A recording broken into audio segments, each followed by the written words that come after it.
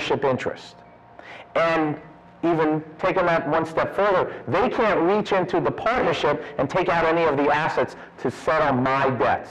All they can do is hope that there's money coming out of the partnership in order to gather cash flow to pay my debt. And there's even an argument that if they do put that charging order on the partnership, let's say I own 50% of a partnership, and there's $100,000 worth of income in that partnership, but there's no distributions. I would get a K-1 normally for $50,000 worth of income that I would have to put on my individual income tax return. If a creditor puts a charging order against that interest, there's an argument that they have to pick up the $50,000 worth of income on their income tax return because they've stepped in my shoes for income and distribution purposes.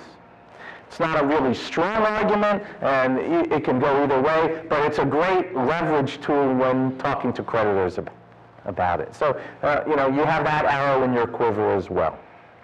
All right, what are the cons? Yes? When you receive it, you pay regular tax, not as a dividend-like tax, correct? Correct. It's whatever the income is that's generated at the entity itself. Okay? Dan? Has there ever been a successful ability to pass that phantom income over to the creditor? The question is there ever been a successful ability to do that? There's no reported case on it one way or another. It arrives out of a 25-year-old pronouncement by the IRS in a bankruptcy situation. So there's been tons of talk about it, and if you ever see anybody speaking about asset protection, that's going to be the first thing they tell you. The truth is, you don't really know. You've never seen it carry out. But I'll tell you, if I'm in that situation, I'm sending the creditor a K-1. Let them figure it out at that point in time. All right. Now, let's talk about the cons. Again, there's a self-employment tax issue. If you're operating as a partnership or an LLC and you're being taxed as a partnership or an LLC, you're going to have self-employment income on any kind of active business. It doesn't apply to passive activity. It only applies to active trade or business. The second con is a single-member LLC. A single-member LLC is an LLC owned by one person 100%. There's two issues that arise out of that. The first is the IRS, for tax purposes, treats it as a disregarded entity. So there's no separate tax return that needs to be filed, and all the activity flows through to your individual income tax return. The second issue that arises out of it is there have been a number of cases out there, mostly bankruptcy cases, that say, all right, I know an LLC is a separate entity, but because it's owned and operated by one person, we're going to treat it as the alter ego of that individual, and we're not going to afford any asset protection whatsoever. And in three cases in particular in bankruptcy, the court has gone right through the LLC and treated it as if the assets were owned by the individual itself. So we very, very, very rarely use the single-member LLC as an entity unless it's going to own a piece of residential real estate that is going to be used and operated by the individuals themselves. Otherwise, we avoid it because it doesn't serve any purpose. You might as well own the assets individually. You certainly don't want to use that kind of entity in a business situation. And the downside of a limited partnership in particular is there are multi-layers of entities. And forgive me, the CPAs in the room, but it requires a lot more accounting and a lot more tax returns need to be filed. Because you generally have the partnership entity, and then you have the general partner who controls the operation of the partnership is another entity. And so there's two tax returns off the bat, and then as you get more complex in the structure, the more entities and the more accounting.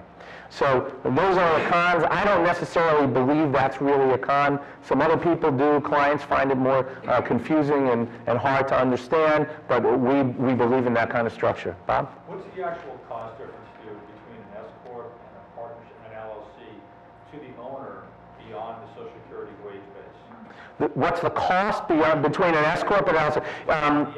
Right, the incremental cost. Off the top of my head, I can only think of two things where it happens. Number one is in the refinancing issue.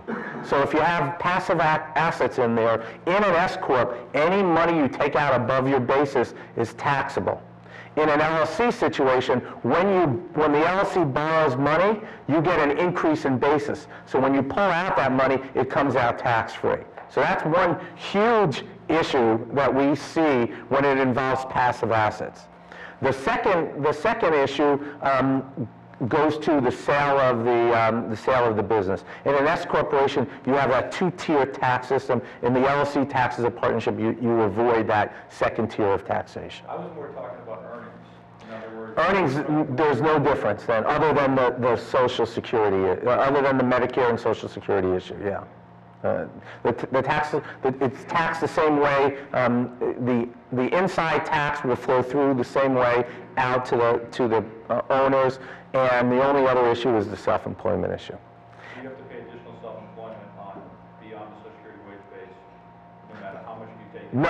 You pay the Medicare, not additional Social Security, only the additional Medicare. 4 or 5 twice. You Right. have to pay that. Right. The 2.9 exactly. Okay. All right. Yeah, Keith. So you mentioned on the residential rental property that a lot of people own, and said that was an exception or something. You mentioned for an LLC ownership of it. Oh, the single member LLC ownership? Member LLC, does that provide protection if your tenant slips and falls on your property? Well, no, I said personal use residential real estate. That's the only time we like to use a single member LLC. Let me digress a second. Why would we put personal use real estate in an LLC to begin with? Well, let's say we have a client that lives in Florida and they have a second home in New York. I know that's very rare and it hardly ever comes up, but let me use that as an example. So they have a second home in New York, or they have a second home in Massachusetts, or some other state that has a state estate tax. If a resident of Florida dies owning real estate in another state that has a state estate tax, they're liable for state estate taxes on that asset in that state.